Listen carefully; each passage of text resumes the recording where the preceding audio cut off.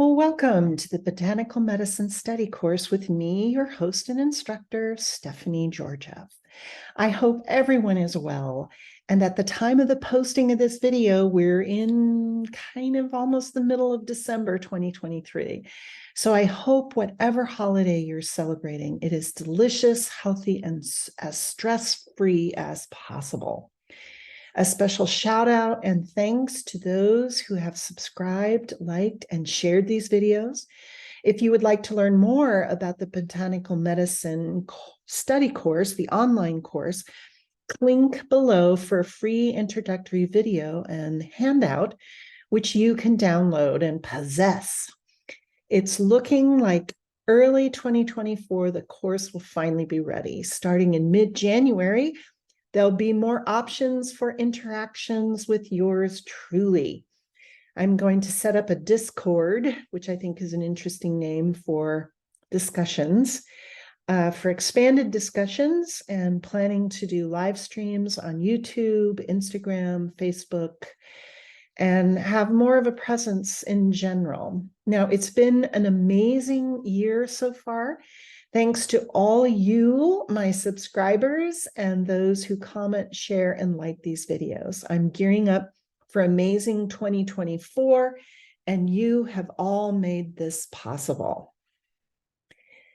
Now, in the meantime, this herb of the week is drunk all over the planet, any time of year in any sort of climate you can imagine. But there's something about these colder, longer nights, particularly here in the Northern Hemisphere, that just makes one think of cozy, warm drinks. And for this week's Herb of the Week, we'll be exploring the delicious and healing world of tea, or as it's known in the world of botany, Camellia sinensis. Now, Camellia sinensis is a species of evergreen shrub, and it also can be a small tree in the flowering plant family of Theaceae. Its leaves, leaf buds, and stems can be used to produce tea. Common names include tea plant, tea shrub, and also tea tree, but that's not what most of us think of as tea tree. Tea tree is the very fragrant plant from Australia that gives us tea tree oil, which is properly known as melaleuca. So if you're buying this plant, make sure you get Camellia sinensis and not melaleuca if you're wanting to make your own tea, like black tea, etc. Now, Camellia sinensis is native to East Asia, the Indian subcontinent, and Southeast Asia. But today it's cultivated all over the world, wherever there is tropics and subtropical regions. It's an evergreen shrub that's usually trimmed to below 6 feet or 2 meters tall if it's cultivated for its leaves. And it has a very strong taproot. And the flowers, which you can see in this lovely botanical drawing, they're yellow, white, and they're anywhere from 1 to 2 inches wide, or 2.5 to 4 centimeters, and they have 7 or 8 petals. Now, the word tea can mean many things to many people. The proper term for what most of us think of as tea is tisane or infusion. And you'll see both these terms used a lot in British, Irish, and even Canadian approaches to tea. Now, this is the whole part of tisane or infusion is basically steeping of some sort of plant matter into warm or boiling water. Now, the sort of tea we will be exploring in this episode is better known as black or green tea. And again, the plant from which it comes is Camellia sinensis. And just remember your botany binomials, the word sinensis means from China. Now, there's all kinds of teas, and there's this wonderful tea shop. I don't know if it's still in existence. It was a franchise in the Los Angeles area, and I went to the one in Pasadena. So I don't know what survived the pandemic shutdown. But anyways, it was called Bird Pick, and I highly recommend going to this place because there are just amazing teas of every shape, size, color, origin, name, treatment, etc. But what the different teas that are involved in this Camellia sinensis, there are called white tea, yellow tea, green tea, oolong, dark tea, pu'er tea, black tea. And these are all harvested from one of the two major varieties of Camellia. And it's either the Camellia sinensis, the Assamica variety, or the just the Camellia sinensis. Now, the leaves and leaf buds are used to produce both black and green tea and white and yellow and all these other different names. So what is the difference between all these teas if they've got all these different names and colors, if they're from the same plant? Now, the deciding factor here is what is so-called fermentation, but it's not fermentation like our lovely distillers and brewsters and vintners think of. This is actually what is called an oxidation process. And that means exposure to oxygen. And there's certain enzymes and other ingredients in the tea leaf that are activated by oxygen, especially when you pick them and let them dry in the sun. And this leads to a discoloration of the tea. And when this happens, amazing, wonderful, delicious aroma unfolds.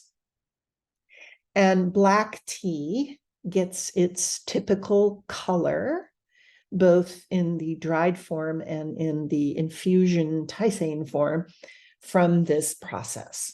Now, in contrast, green tea is treated with steam after being harvested.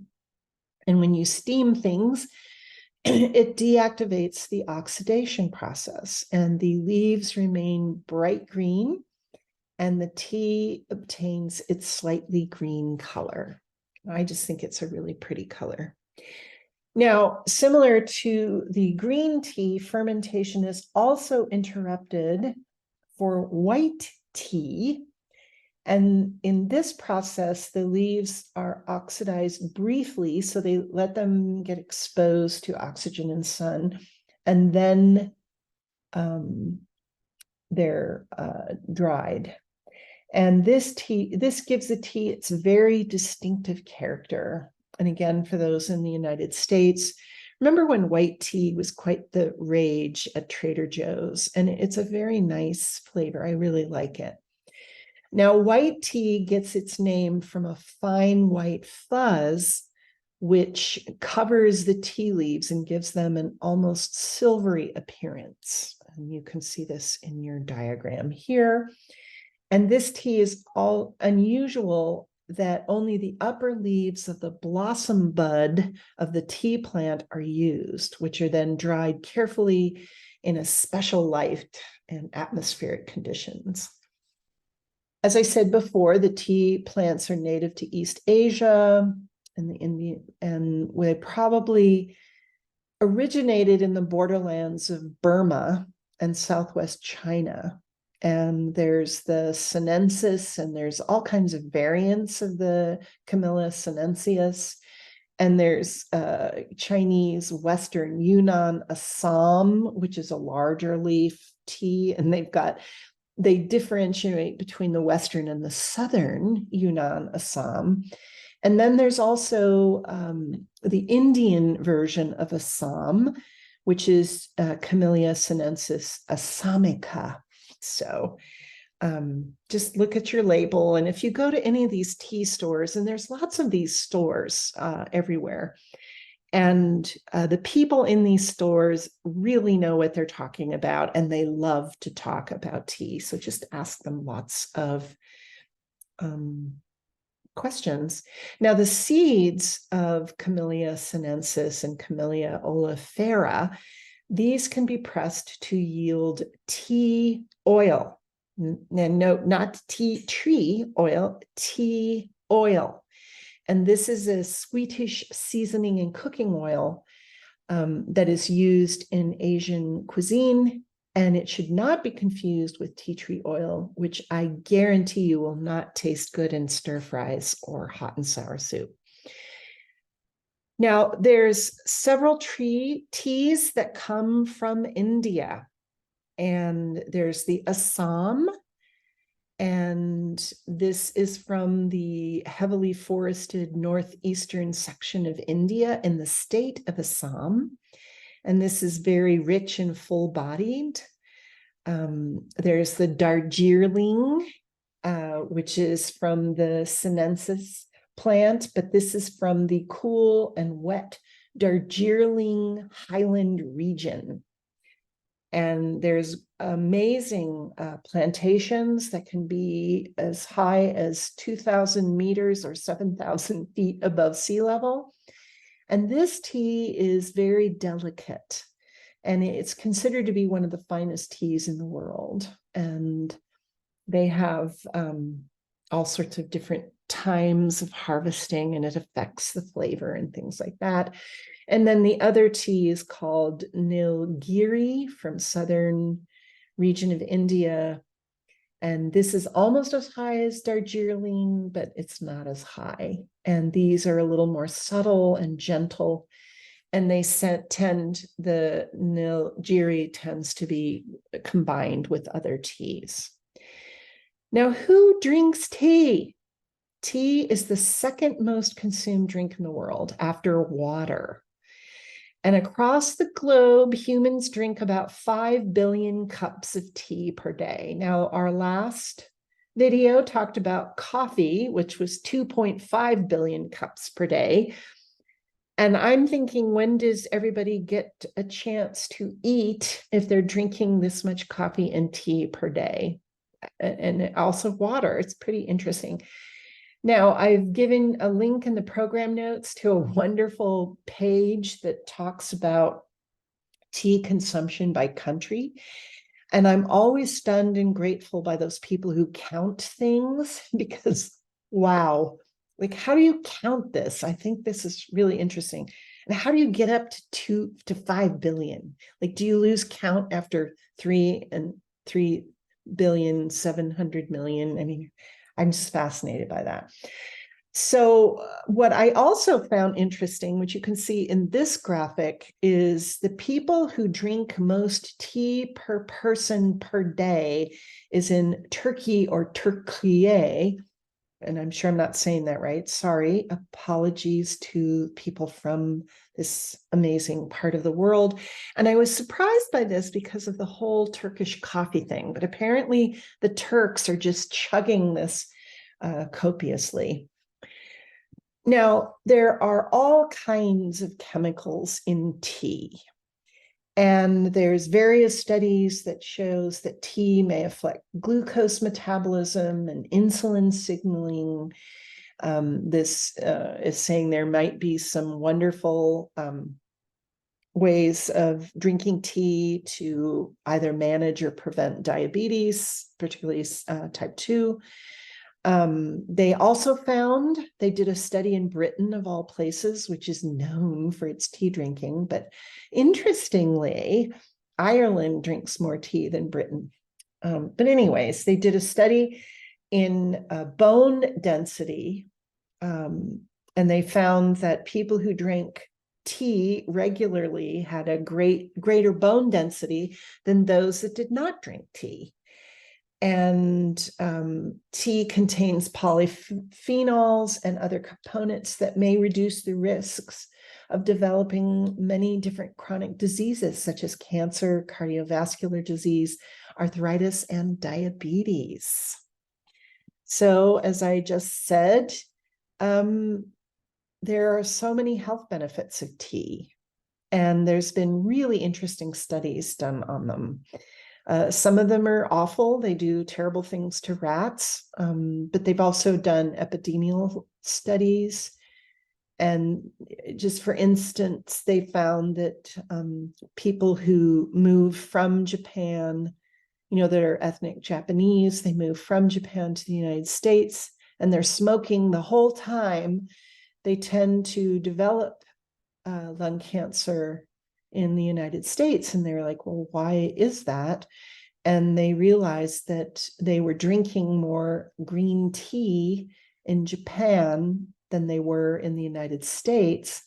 And they did some really awful experiments to rats, and they found that when they were feeding rats green tea and they were injecting cancer cells into their lungs, they actually didn't develop it. So it's really, really a wonderful thing. I'm not saying go out and smoke tons of cigarettes and drink green tea, but I'm saying there's some good epidemiological studies on this. Now, one of the chemicals that's very high in tea in general is called theanine. And green tea has this, black tea has this, and some mushrooms have this. And they affect, the theanine affects levels of certain things in your brain, such as serotonin, which is the pleasure hormone, and dopamine. These are all involved in relaxation and sleep and pleasure. They also helps manage cortisol, which means it helps the body deal with stress. And we find there's better mental focus with people who are either drinking tea or taking theanine, improved sleep, relaxation, increased cognitive performance, weight loss, because it affects sugar metabolism.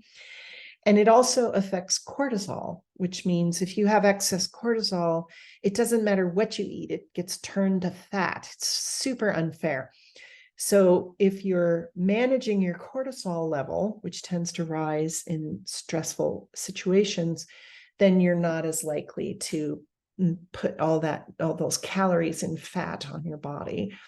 Boosts the immune system, and reduces blood pressure.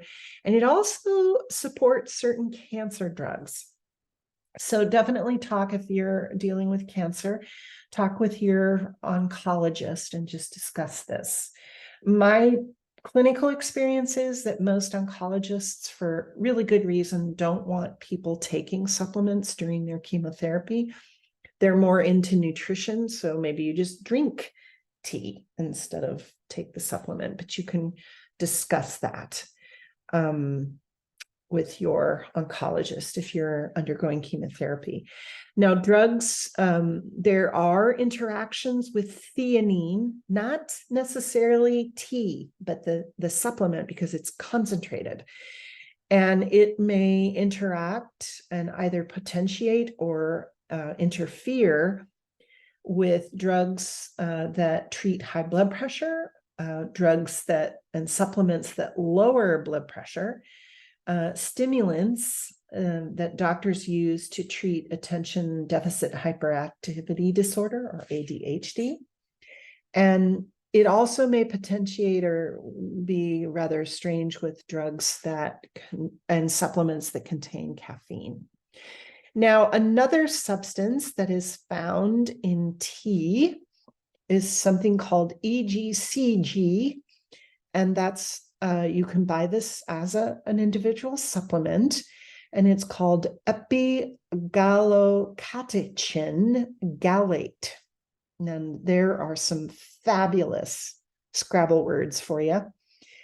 And there are many benefits of this. And again, when you're taking a supplement, it's concentrated, whereas if you're drinking tea, you get it with all sorts of other things. But we notice that EGCG protects against cell damage. They're natural antioxidants. This substance helps fight disease. It aids in weight loss. It reduces inflammation, and it also increases brain function. So, hey, yippee-doo. Now, The benefits of green tea are legion. We covered some of this in the breast cancer health video, and we'll just go over some of the main topics. It alleviates anxiety and stress. It helps protect against cognitive decline. It helps support bone health. Remember, coffee actually takes minerals out of bones, so it's not really great for bones. But tea, particularly green tea, increases bone density, improves longevity, lowers cholesterol, and it may enhance memory. It may help manage and prevent type 2 diabetes. So if diabetes runs in your family, and it's not type 1, which is the kind you're born with, but type 2 is what you develop later in life, this may help with that, preventing that, and it also might help manage. And it also might help lower stroke risk. Now, the best way to take green tea is through drinking tea. But there are supplements out there, and just know they are high in caffeine. So you may wish to take them early in the day. There's no specific dosage, like therapeutic dosage, and the only side effects are that of excess caffeine intake, which means you might get a little jittery or have trouble sleeping. Green tea is a natural diuretic, so keep that in mind. You're drinking a lot of this stuff, it's really going to get your kidneys working. And the powder, the green tea powder, is called matcha, and I thought that was interesting. Now we have matcha gummies. I would caution giving more than maybe 1 or 2 of these to children, because you don't want them bouncing off the walls with all that caffeine. And one of the best ways to take matcha is you can add it to smoothies. You can use it in tea, but it's really nice in smoothies and oatmeal and things like that. Now, cooking with tea is really lovely. You can add, brewed tea to anything you want to influence a flavor. And many years ago, I was at the Vachon bakery in Paris, and they had Earl Grey eclairs, which were to die for, okay? And you can, flavor anything you can imagine with tea. You can also add tea, like the bulk leaves to things, and you can add the matcha powder to just about anything you can imagine. I remember as a child, we used to go to this Japanese restaurant in Orange County, and the treat was green tea ice cream. And just keep in mind, there's lots of caffeine. So if you're making matcha fudge and you're popping those in your mouth while watching videos, you may not sleep that night if you lose track of how many you're eating. And as always, there is a link for recipes, and I'm also give you a link for how to make the perfect cup of tea.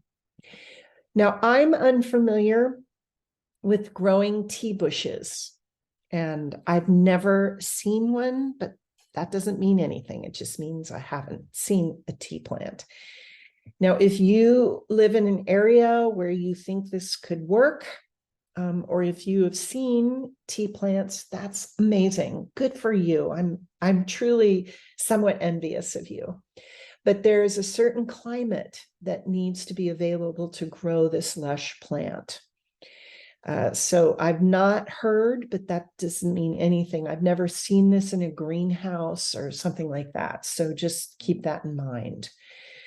So however you wish to incorporate this amazing and globally popular herb into your life, I hope you come to appreciate the many delightful ways it is prepared and the many health benefits that can happen to you with a warming cup of tea. This is Stephanie Georgia saying thanks so much for spending your valuable time with me. Link below for information on the Botanical Medicine Study course and other ways that you can enjoy this second most popular beverage on the planet, tea.